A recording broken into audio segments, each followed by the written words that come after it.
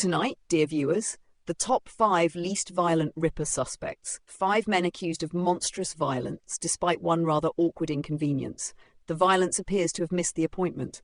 Not innocent by royal proclamation, mind you. We deal in evidence here, not fog with a moustache.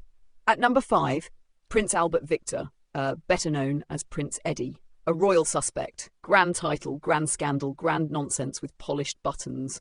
The theory needs secret carriages, hidden marriages, palace cover-ups, and enough conspiracy thread to knit Queen Victoria a suspicious cardigan. But as a violent East End murderer? The file is thinner than a cucumber sandwich at a séance.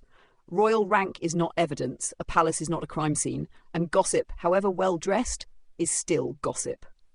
At number 4, Walter Sickert, painter, eccentric, dramatic, owner apparently of vibes so suspicious they require their own witness box.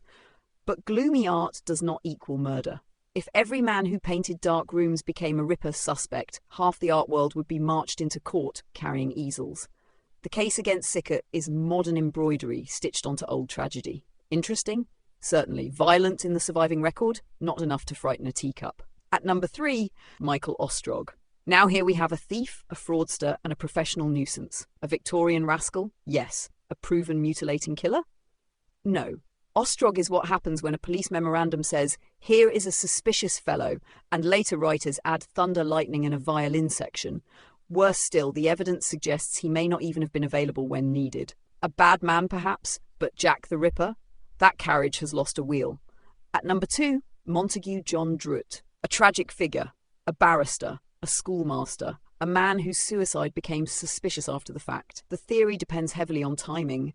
The murder stopped, Druitt died, therefore fetched the handcuffs. But that is not proof. That is a calendar wearing a detective's hat. No known violence against women, no crime scene link, no witness identification.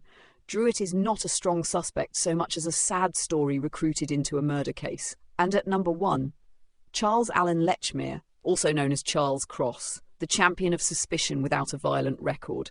No known brutality, no known criminality, no record of cruelty, no link to sex workers, no bloody history waiting politely in the cupboard. What did he certainly do? He found Polly Nichols, spoke to Robert Paul and helped alert a constable. Yet somehow this ordinary carman has been fitted with a villain's cloak because he had the misfortune to discover a body on his way to work. That is not evidence. That is Ripperology, making soup from a shadow.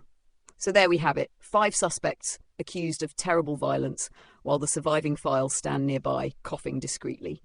At the Ripper trials, we ask the rude question, if the violence is not in the record, why is the man in the dock?